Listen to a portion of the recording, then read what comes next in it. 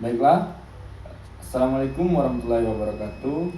Perkenalkan, nama saya Emi Panel Habib dari program studi Hukum Ekonomi Syariah. Pada video kali ini, saya akan membahas artikel saya yang saya buat, yaitu berjudul Analisis Praktik Tengkulawak dan Dampak terhadap Kesejahteraan Petani Hasil Bumi di Curug, sebagai tugas akhir dari mata kuliah Fikih Kontemporer.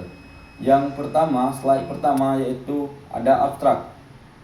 Yang kedua yaitu pendahuluan, di mana pendahuluan ini mencakup latar belakang. Indonesia merupakan negara agraria yang sebagian besar penduduknya bermata pencaharian sebagai petani. Sektor petani memegang peranan strategis dan perekonomian nasional, baik sebagai penyedia pangan maupun penghasil pisah negara melalui ekspor komoditas. Curug sebagai ibu kota Kabupaten Rejang Lebong di Provinsi Bengkulu merupakan salah satu sentra produk hasil bumi yang signifikan di wilayah Sumatera. Dalam sistem hasil bumi di Curug, beberapa tengkulawak atau pedagang perantara menjadi fenomena yang tak terelakkan. Tengkulawak beberapa peran sebagai penghubung antara petani produser dengan pasar yang lebih luas, baik pasar lokal, regional maupun nasional. Permasalahan utama yang sering dilaporkan adalah praktik penetapan harga yang tidak menguntungkan bagi petani. Ketimpangan informasi antara petani dan tengkulak menjadi salah satu faktor utama yang memperlemah posisi tawar petani. Selain itu, sistem ijon dan utang yang memilit petani semakin memperparah kondisi tergantung dan membatasi kebebasan petani dalam menentukan kepada siapa mereka harus menjual hasil pertanian. Yang kedua yaitu mencakup rumusan masalah, di mana di dalam artikel ini ada 3 rumusan masalah. Yang pertama, bagaimana mekanisme dan pola praktik tengkulak dalam sistem permasalahan hasil bumi di Curug. Yang kedua, sejauh mana dampak praktis tengkulak terhadap tingkat kesejahteraan petani hasil bumi di Curug. Yang ketiga, apa saja faktor yang menyebabkan petani tetap bergantung kepada tengkulak dan bagaimana solusi yang dapat ditawarkan. Baiklah, masuk dalam tinjauan pustaka. Yang pertama yaitu definisi dan konsep tengkulawak. Tengkulak dalam literatur ekonomi pertanian dikenal dengan berbagai sebutan, antara lain pedagang perantara, middleman, broker tani, atau dalam intermediasi.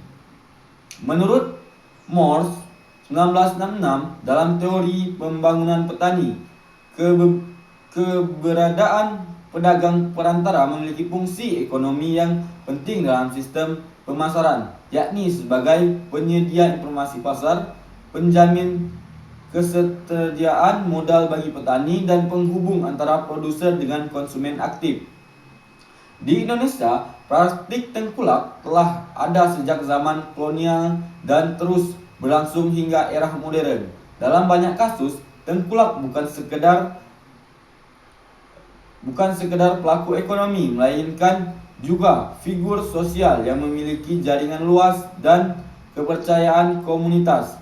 Hal ini yang membuat hubungan petani dan tengkulak bersifat kompleks, tidak semata-mata transaksional, tetapi juga mengandung dimensi sosial dan kultural yang kuat. Teori rantai nilai dan distribusi keuangan. Analisis rantai nilai yang dikembangkan oleh Porter 1985 memberikan kerangka untuk memahami bagaimana nilai diciptakan dan didistribusikan di sepanjang rantai produksi hingga konsumen. Studi empiris menunjukkan bahwa distribusi nilai tambahan dalam rangkaian pasok komunitas pertanian di Indonesia cenderung tidak merata. Petani sebagai produser utama yang hanya menerima 20-40% dari harga akhir produk di tingkat konsumen. Nilai tukar petani sebagai indikator kesejahteraan. Nilai tukar petani merupakan salah satu indikator makroekonomi yang digunakan pemerintah Indonesia untuk mengukur tingkat kesejahteraan petani secara relatif. Praktik tengkulak secara langsung berpengaruh terhadap nilai tukar petani melalui mekanisme penegakan harga pembelian hasil panen. Penelitian terdahulu.